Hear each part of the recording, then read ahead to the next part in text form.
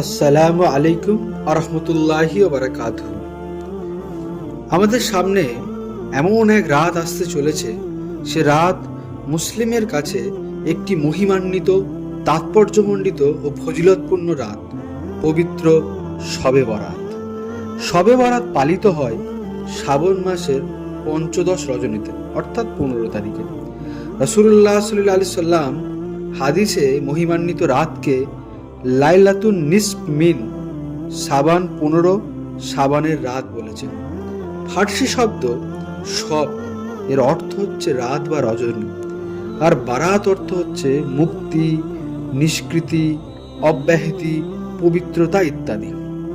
সুতরাং শবে বরাতের শাব্দিক অর্থ দাঁড়ায় মুক্তি, নিষ্কৃতি ও অব্যাহতির রজনী বা রাত।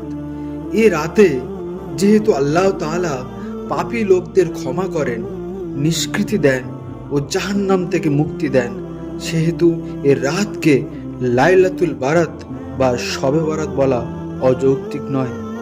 এই রাতের বহু ফজিলত, এই পবিত্র রাতের অনেক ফজিলত ও তাৎপর্য রয়েছে। হাদিস শরীফ অনুসারে এই মহিমান্বিত রাতের গুরুত্ব ও ফজিলত এরকম যে একবার হযরত আয়েশা রাদিয়াল্লাহু তাআলা আনহা থেকে একটি হাদিস বর্ণিত হয়েছে যে নবী করিম সাল্লাল্লাহু আলাইহি সাল্লাম হযরত আয়েশা রাদিয়াল্লাহু তাআলা আনহাকে সম্বোধন করে বললেন, হে আয়েশা, এ রাতে কি হয় জানো? হযরত আয়েশা রাদিয়াল্লাহু তাআলা আনহা বললেন, আল্লাহ তার রাসূল ভালো জানেন। রাসূল সাল্লাল্লাহু আলাইহি সাল্লাম বললেন, এ রাতে আগামী বছর যত শিশু জন্ম নেবে এবং যত লোক মারা যাবে তাদের নাম লেখা হয়। মানুষের বিগত বছরের সব আমল আল্লাহর দরবারে পেশ করা হয় এবং মানুষের রিজিক অবতীর্ণ হয়।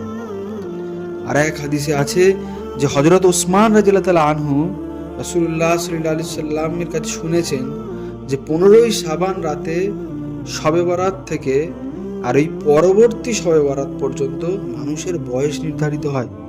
এমনকি এই সময়ের মধ্যে কেউ তো বিয়ে করে, তার সন্তান জন্ম নেয়, অথচ এই 2 শাবানের অন্তর্বর্তীকালীন সময়ে যারা মারা যাবে তাদের তালিকায় তার নাম রয়েছে। এই শবে বরাতে আমরা করবটা কি? শবে বরাত মহান আল্লাহর পক্ষ থেকে উম্মতে মুসলিমের জন্য এক বিশেষ উপহার।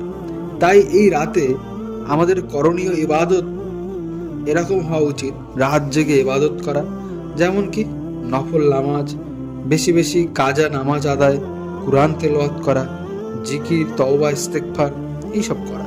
কেননা হাদিসে পাকে এসেছে এ রাতে সূর্যাস্তের সাথে সাথে আল্লাহ তাআলা পৃথিবীর আকাশে নেমে আসেন এবং ফজর পর্যন্ত মানুষকে তার কাছে ক্ষমা, রোগ থেকে মুক্তি, জাহান্নাম থেকে মুক্তি, রিজিক ইত্যাদি বৈধ প্রয়োজনীয় সব কিছু প্রার্থনা করার জন্য আহ্বান করতে থাকেন।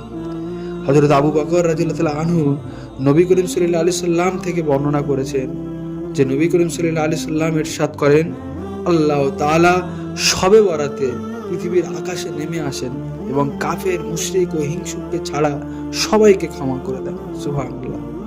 হাদিসের ব্যাখ্যায় এসেছে যে এ ধরনের লোকেরাও যদি খালেসভাবে আল্লাহর কাছে ক্ষমা প্রার্থনা করে এবং ভবিষ্যতে আর কুফরি, শিরকি ও হিংসা করবে না বলে ওয়াদা করে, তবে আল্লাহ তাআলা এদেরও ক্ষমা করে দেন। পরদিন রোজা রাখা, মানে এই শবে বরাতের রাতের ঠিক পরের দিন রোজা রাখা, কেননা রাসূল সাল্লাল্লাহু আলাইহি সাল্লাম ইরশাদ করেছেন, 15ই শাবানের রাত জেগে ইবাদত করো এবং পরদিন রোজা রাখো। যতদূর সম্ভব অনাড়ম্বরভাবে কবর জিয়ারত করা, যেমন হাদিসে পাকের ইরশাদ হযরত আয়েশা রাদিয়াল্লাহু তাআলা আনহা থেকে বর্ণিত, তিনি বলেন, আমি এক রাতে রাসূল সাল্লাল্লাহু আলাইহি সাল্লামকে হারিয়ে ফেললাম। অতঃপর আমি তাকে খুঁজতে বেরোলাম, অবশেষে তাকে জান্নাতুল বাকিতে পেলাম। আমাকে দেখে তিনি বললেন, আয়েশা, তুমি কি আশঙ্কা করছো যে আল্লাহ তার রাসূল তোমার প্রতি জুলুম করবে? হযরত আয়েশা বলেন, আমি বললাম, হে আল্লাহর রাসূল, আমি ধারণা করেছিলাম আপনি হয়তো আপনার অন্য কোনো স্ত্রীর কাছে গিয়েছেন। অতঃপর রাসূল সাল্লাল্লাহু আলাইহি সাল্লাম ইরশাদ করেন, 15ই শাবান আল্লাহ তাআলা পৃথিবীর আকাশে অবতরণ করেন এবং বনু কালব গোত্রের মেষের পশম অপেক্ষা অধিক লোককে ক্ষমা করে দেন। সুবহানাল্লাহ। এই শবে বরাতে কি কি বাদ দেব আমরা? অর্থাৎ শবে বরাতে বর্জনীয় জিনিসগুলো কি? রাসূল সাল্লাল্লাহু আলাইহি সাল্লাম স্বীয় জীবন মোবারককে এ রাতে বারবার পেয়েছেন, আমল করেছেন। এ রাতে কি করতে হবে, কিভাবে করতে হবে তা বলে এবং সাহাবায়ে কেরামের মাধ্যমে বাস্তবায়ন করে আমাদের শিখিয়ে গেছেন। তারপর সাহাবায়ে কেরাম তাবেইন এবং যুগে যুগে ওলামা ও মাশায়েখে কেরামে এ রাতে ইবাদত করে গেছেন। তাদের রেখে দেওয়া আদর্শই হুবহু আমাদের অনুসরণ বা অনুকরণ করতে হবে। নিজের পক্ষ থেকে বাড়ানো বা কমানোর কোনো অবকাশ নেই। আমাদের দেশে শবে বরাতে প্রচলিত কিছু বর্জনীয় কার্যকলাপ নিম্নে পেশ করা হলো। যেমন কি, অনেকেই এ রাতে মহা ধুমধামে হালুয়া রুটির ব্যবস্থা করেন, যার সাথে শবে বরাতের ন্যূনতম কোনো সম্পর্ক নেই। কোরআন, হাদিস, ইজমা ও কিয়াসের কোনো ভিত্তি নেই, বরং এই পবিত্র রাতে হালুয়া রুটি ইবাদতে বিঘ্ন ঘটায়। এর পেছনে পরে মানুষ বঞ্চিত হয় আল্লাহর প্রদত্ত রহমত, মাগফিরাত ও নাজাত থেকে। কাজেই অন্তত এই রাতে এটা বর্জন করা উচিত। অনেকে আবার এই রাতে আতশবাজি, আলোকসজ্জা, শোরগোল হইচই করে থাকেন, যা চরম বেদাত, কুসংস্কার, গুনহার কাজ, হারাম কাজ। এ রাত তো কোনো আনন্দ উৎসবের রজনী নয়, অধিকন্তু এটা অপচয়ও বটে। ইসলামে অপচয় করা কবিরা গুনাহ, মহাপাপ। পবিত্র কোরআনে আল্লাহ পাকের ঘোষণা, তোমরা অপচয় করো না, নিশ্চয়ই অপচয়কারীকে আল্লাহ তাআলা ভালোবাসেন না।